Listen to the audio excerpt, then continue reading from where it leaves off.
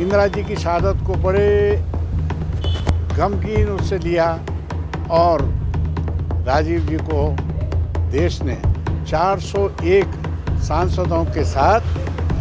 देश की बागडोर सौंपी। जो उनका योगदान है इस देश के प्रति, जिस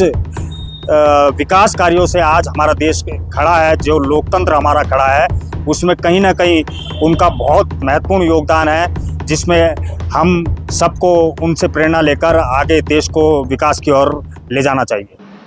पूर्व प्रधानमंत्री और भारत रत्न राजीव गांधी की जयंती के अवसर पर कांग्रेस भवन में आयोजित कार्यक्रम में उनके चित्र पर माल्यार्पण कर श्रद्धांजलि दी गई। इस मौके पर वक्ताओं ने उनके द्वारा किए गए कार्य को याद किया और उनके बताए मार्ग पर चलने का संकल्प लिया। इस मौके पर शहर कांग्रेस अध्यक्ष अमित गुप्ता ने कहा कि सूचना क्रांति के जनक और भारत रत्न पूर्व प्रधानमंत्री राजीव गांधी ने देश में कंप्यूटर क्रांति लाई थे और आज देश कंप्यूटर के क्षेत्र में विश्व में अपना नाम रोशन कर रहा है। आज स्वर्गीय राजीव गांधी जी भारत रत्न पूर्व प्रधानमंत्री भारत वर्ष के जन्मदिन को हम बहुत सादगी के साथ पूरे देश में मना रहे हैं। आज उनका जन्मदिन पूरा राष्ट्र ही मनन के साथ, चिंतन के साथ कि राजीव जी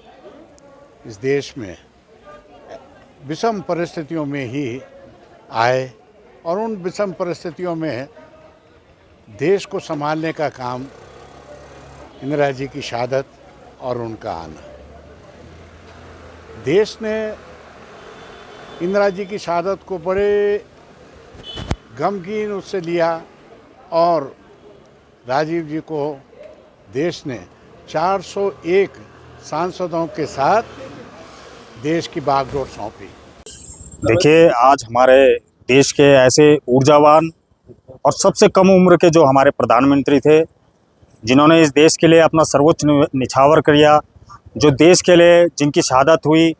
आज ऐसे प्रधानमंत्री को हम याद कर रहे हैं, जिन्होंने इस देश में सूचना क्रांति से लेकर पंचायती राज एक्ट से लेकर देश को गतिमान बनाया। उनकी सोच युवाओं के प्रति साफ थी कि उन्होंने 18 साल की उम्र के व्यक्ति को मताधिकार करने का अधिकार दिया। मैं उनके जितने भी कार्य गिनाना चाहूँ, उनके लिए मेरे पास शब्द कम पड़ जाएंगे, क्योंकि जो उनका योगदान है इस देश के प्रति, जिस